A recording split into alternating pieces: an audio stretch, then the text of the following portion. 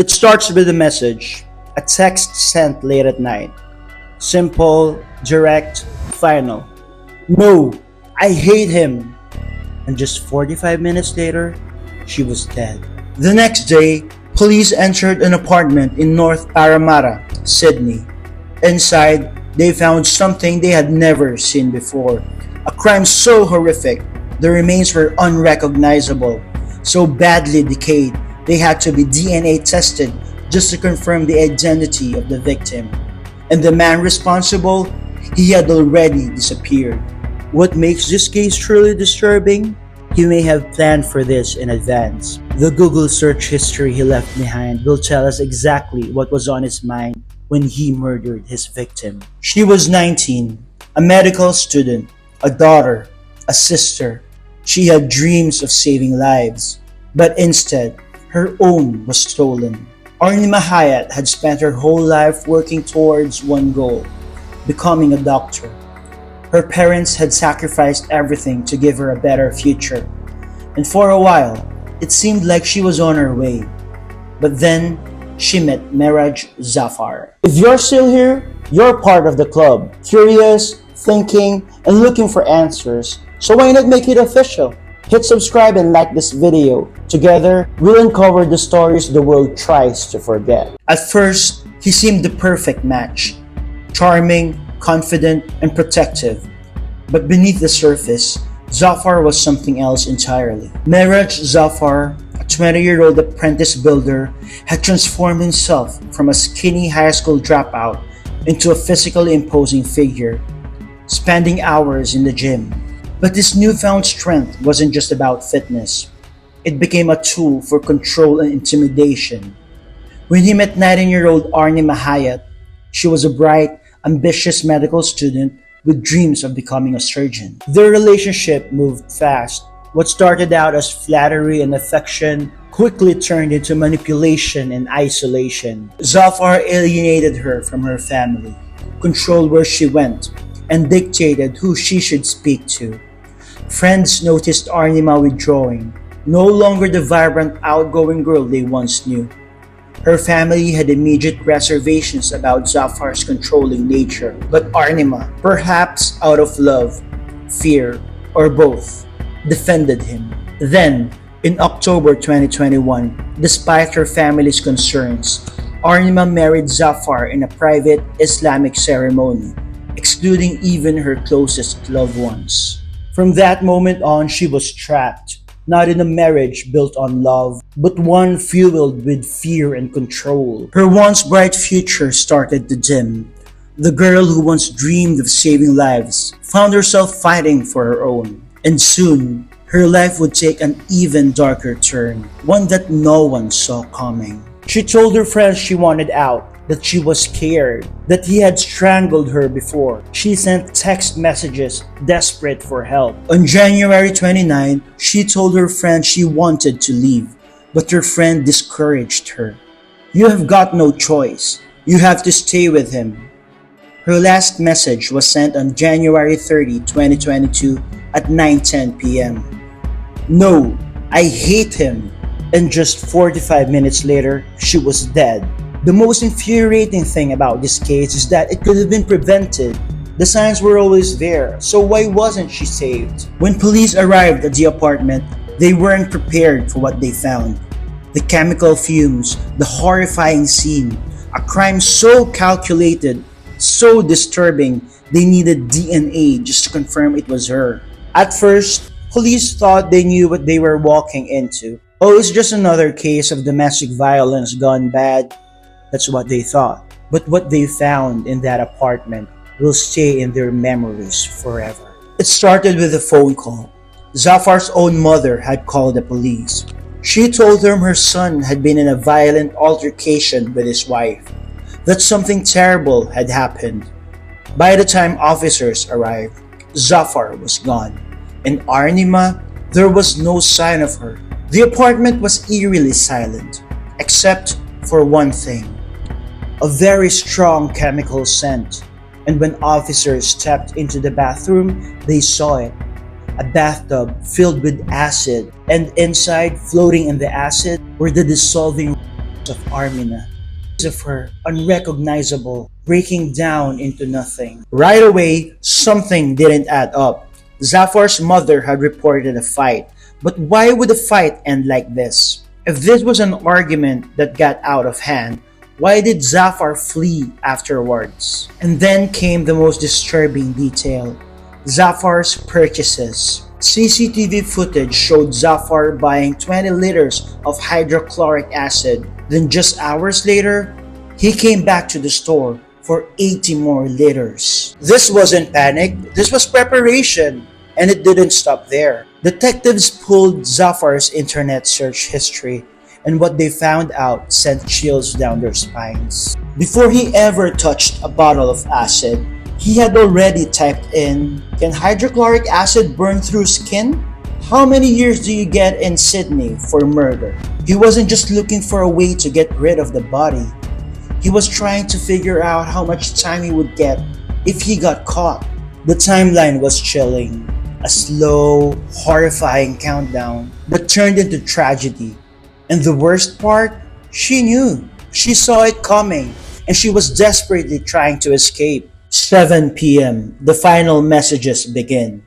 Arnima had been reaching out to her friends more and more in the days leading up to her murder. She was afraid. But this night, January 29, 2022, was different. She wasn't just scared. She was done. She tells Zafar exactly how she feels. "I don't want a son like you." At this point, it wasn't just fear. It was exhaustion. She had been strangled before. She had been insulted, humiliated, controlled. But that night, something snapped. She was ready to leave. 8:30 p.m. The desperate plea.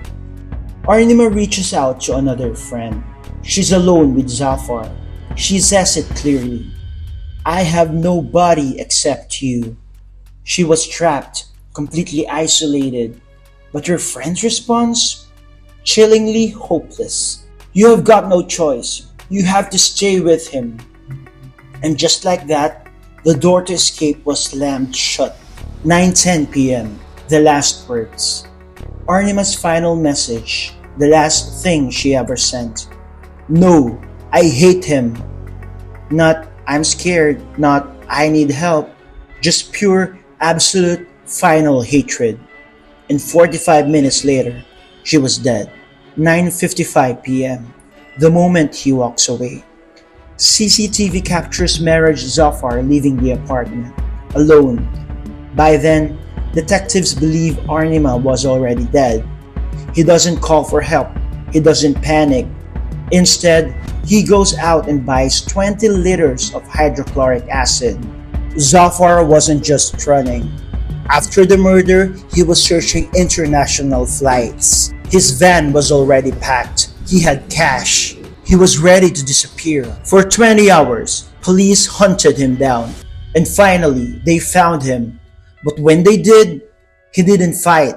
He didn't deny it. He just surrendered. Why? Because he already knew the damage was done. And when detectives pressed him for answers, his response was chilling. "I don't know how to begin to say how sorry I am for all that I have caused. It's the most terrible thing to do to someone else." No emotion, no regret, just words. And as detectives pieced together the case, one terrifying question remained. Was this always the plan? Now here is where things get even more unsettling. Because at first, it seemed simple. A violent man, a horrific crime, case closed. But as detectives looked closer, the details didn't just tell one story. They told multiple. And depending on how you look at it, the truth could have been even darker than we think.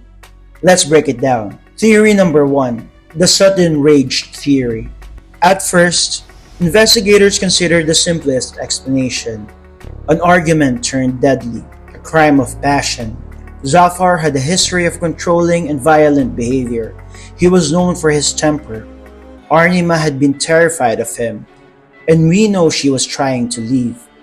Her final message to her friend, "No, I hate him." Did Zafar snap in that moment? Did he realize he was losing control of her? Maybe it wasn't planned. Maybe it wasn't calculated. Maybe in a moment of rage, he smothered her. But here's the problem. If this was a spur of the moment attack, why was he already researching hydrochloric acid days before? Why was he looking up Sydney's prison sentences for murder? And why did he buy 100 liters of acid, enough to dissolve a body completely? If this was an impulsive crime, why does it look so much like a plan? Theory number 2. The premeditated murder theory. The evidence points to something much more chilling. Zafar didn't panic after the crime. He didn't try to hide what happened. He already knew what he was going to do. The acid, the flight searches, the way he immediately fled the scene. This wasn't just an explosion of anger. This was cold, calculated. A man who wanted to make her disappear. And the scariest part? What if he had been planning this for weeks? Theory number 3. The no way out theory. There was one more theory, and it's the one that makes your stomach turn. We know Arnima was desperate to leave. She had tried before, but every time, Zafar manipulated her back. What if this time, he knew she was really leaving? Maybe it wasn't just about control. Maybe he believed he couldn't have her. No one could. And that's what makes this case so terrifying. Because we know he was watching her every move. We know he was controlling who she should talk to, where she could go, what she could do. What if, in his mind, this was his only option? No matter which theory you believe, one thing is clear. Arnima was crying for help. She was trapped. She saw this coming. She knew what he was capable of. So why wasn't she saved? What more could have been done? Later, you will hear the sentencing for Zafar. But before that, let us hear your thoughts about this case. What do you think? Comment down below. Some stories stay with you forever. This is one of them. She was someone's daughter, someone's sister, someone's future. Arnima Hayat was just 19. She had dreams of becoming a doctor, of helping people, of building a life beyond the one that was being controlled by her abuser. But that life was stolen. And the people who loved her, they will never get to see her walk across a graduation stage. They will never see her become a mother. Instead, they are left with memories and grief and a pain that will never fully go away. I miss my daughter every day and see her face in my dreams. Arnima's father. He burned the face I used to kiss every night. Can you imagine someone burning your child? My tears are never ending, and the deep ache in my heart never stops. Arnima's mother. This case isn't just tragic, it's infuriating. Because the warning signs were all there. She reached out, she asked for help, she was desperate to leave, but somehow, it still wasn't enough. When Zafar stood in court, he didn't even say her name. When asked to address his actions, he only referred to her as his wife, not Arnima, not the woman he vowed to protect, just a possession, a thing. And in the end, the court saw him through.